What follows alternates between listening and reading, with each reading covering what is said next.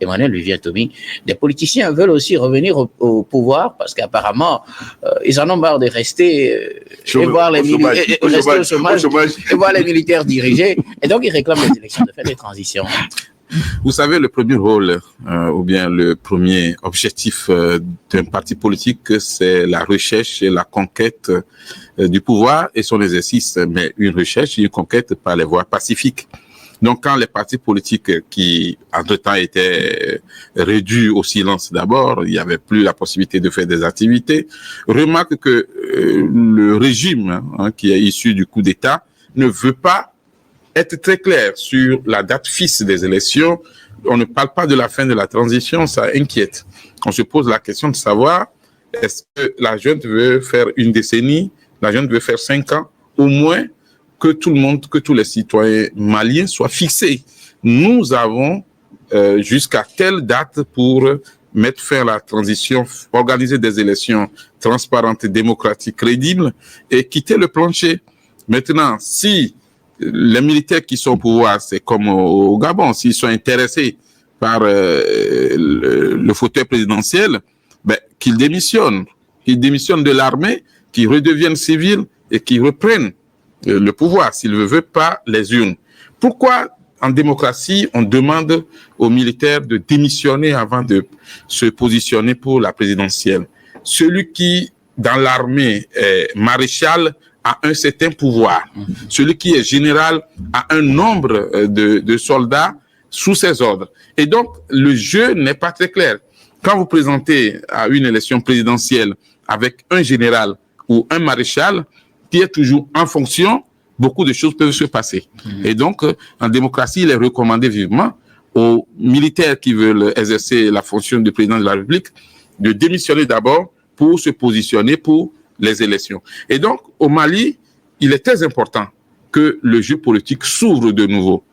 Parce que il est très clair qu'on ne peut pas rester sous le régime de coup d'État toute la vie. À un moment, les militaires ont estimé qu'il y avait beaucoup de choses qui n'allaient pas bien, qu'il fallait reprendre le pouvoir et remettre les choses en ordre.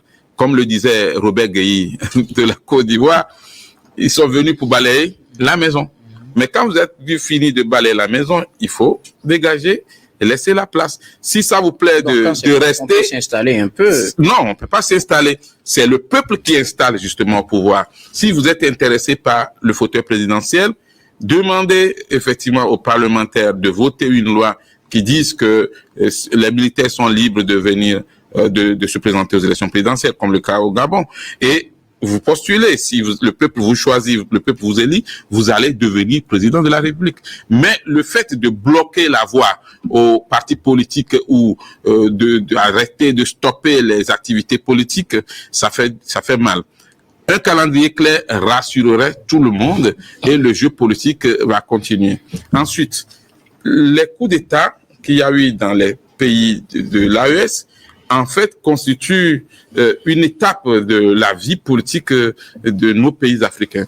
On sait que après les indépendances, il y a eu certains présidents qui sont restés et qui ont eu la chance de ne pas être assassinés, comme ce fut le cas au Togo. Sylvanus Olympio a été assassiné par les forces étrangères et non pas par les Togolais. Et dans beaucoup de pays africains, c'était le cas de Patrice Lumumba au Congo. Et donc, ceux qui sont restés, certains par la suite se sont transformés en dictateurs, d'autres ont accepté de faire le jeu.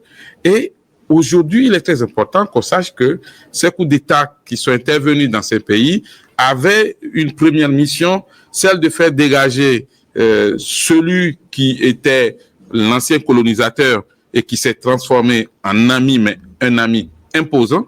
Et après, il faut maintenant quitter pour laisser la place à des élections libres.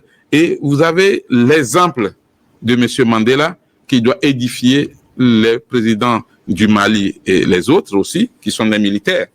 M. Mandela, Nelson, a fait 27 ans en prison à cause de la politique et à cause de sa lutte pour la fin de l'apartheid. Mais après 27 ans, curieusement, le monsieur a fait un seul mandat et il a accepté de quitter, alors qu'il pouvait effectivement s'éterniser au pouvoir. Il va dire, j'ai perdu 30 ans pratiquement de ma vie à lutter pour vous, je lui reste un peu pour 2 ou 3 mandats. Mais il a fait un mandat, il a refusé de se présenter malgré toutes les demandes. Il est très important que, au Mali, comme dans les autres pays, on sache qu'on est venu peut-être libérer le peuple qui était à un moment sous un joug donné, mais il faut passer aux élections et mettre fin à la transition. Merci beaucoup.